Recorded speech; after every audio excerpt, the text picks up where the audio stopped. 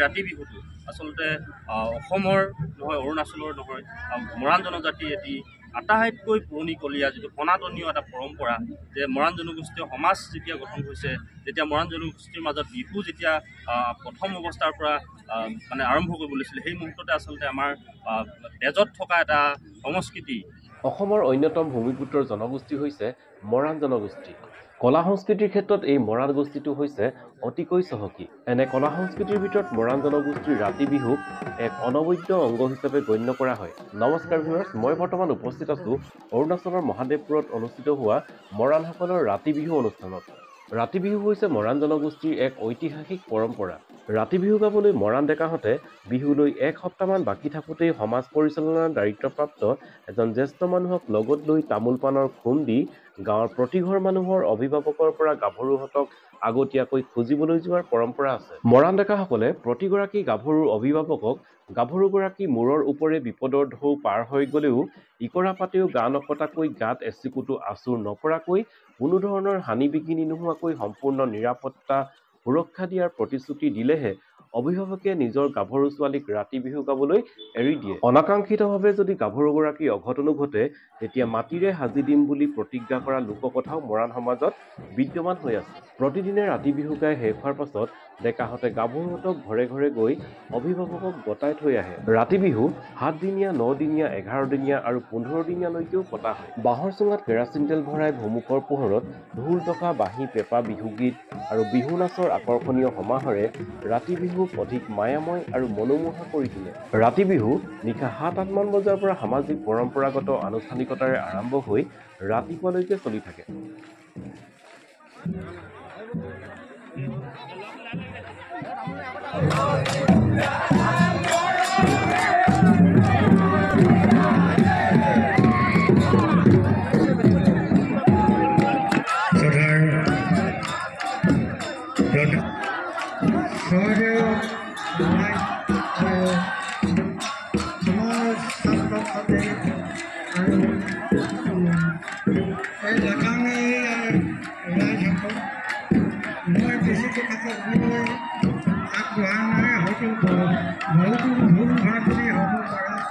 হুলস্থুল নকৰে, উঠি অহাৰ চামে আপোনালোকে নিজৰ দৃষ্টি বুলি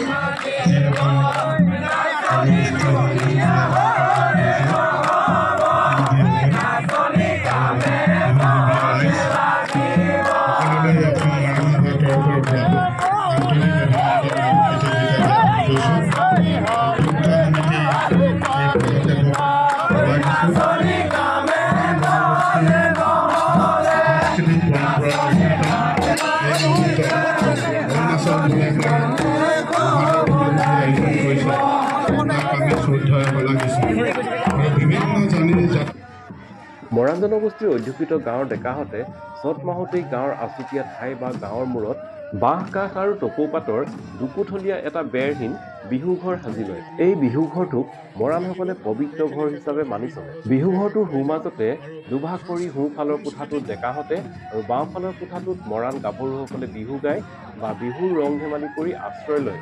বিহু ঘৰটোত মৰাণ ডেকা গাভৰুহঁতে বৃত্তাকাৰে ঘূৰি ঘূৰি পৃথকে পৃথকে বিহুৰ পদ গীত জুৰি ৰাতি বিহু গাই নাচ বাগ কৰে। বিহু ঘৰত ৰাতি বিহু গাই থকা সময়ত ডেকা আৰু গাভৰুহঁতে ডেকাহঁতে গাভৰুৰ কোঠাত প্ৰৱেশ নকৰে আৰু গাভৰুহঁতেও ডেকাহঁতৰ কোঠাত প্ৰৱেশ নকৰে।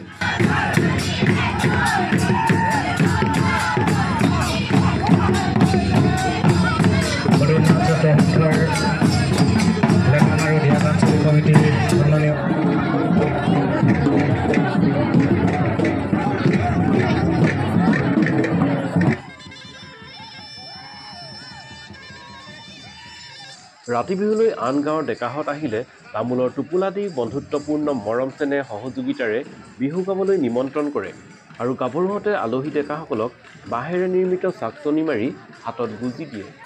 অন্য গাঁৱৰ পৰা অহা ডেকাসকলে এই চাকচনি মাৰি বজাই বিহু গীত গাই গাভৰুহঁতক নচুৱায়। অৰ্থাৎ আন গাঁৱৰ পৰা অহা ডেকাইহে গাভৰুহঁতক নচুৱাব পাৰিব। একে গাঁৱৰ ডেকাই একে গাঁৱৰ গাভৰুক ননচুৱায়। ধেমালি আৰু ৰং ৰহস্যৰ মাজেৰে বিহু কৰি থাকিলেও মৰাণ বিহুত কোনো অশ্লীলতা নাথাকে। মৰাণ বিহু এক মাৰ্জিত আৰু এক শৃংখলিত পৰম্পৰা। গতিকে আহকচোন ভিউৱাৰ্ছ, আমি উপভোগ কৰোঁ মৰাণসকলৰ এক ৰাতি বিহুৰ অনুষ্ঠান।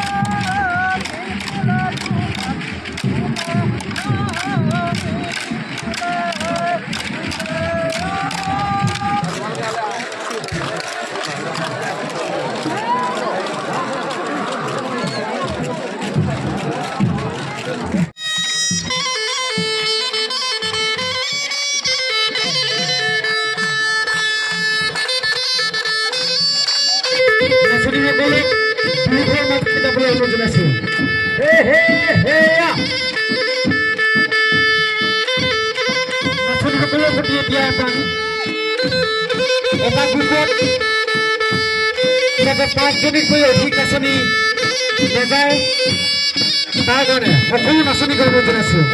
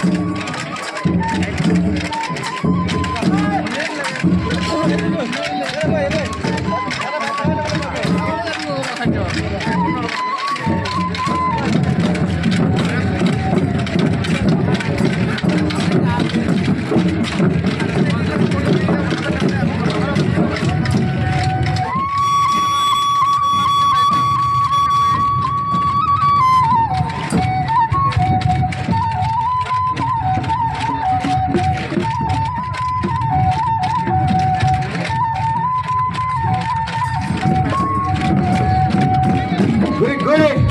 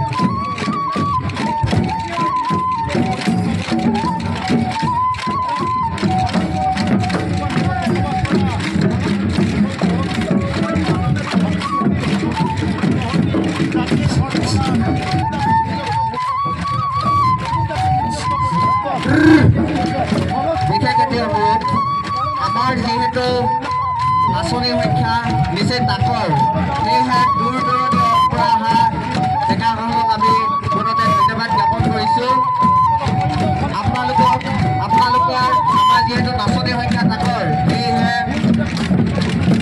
কম নাচনি সংখ্যা লৈ আপোনালোকে বিহু উপভোগ কৰে যেন তাকে আমি আশা ৰাখিছোঁ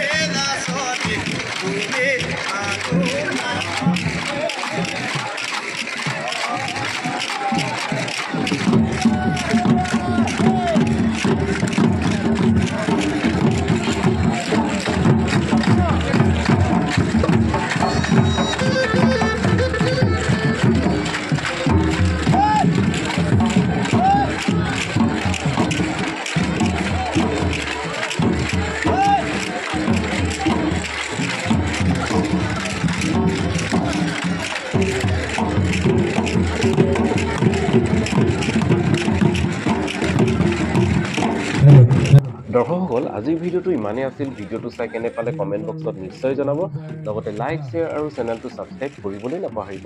থেংক ইউ।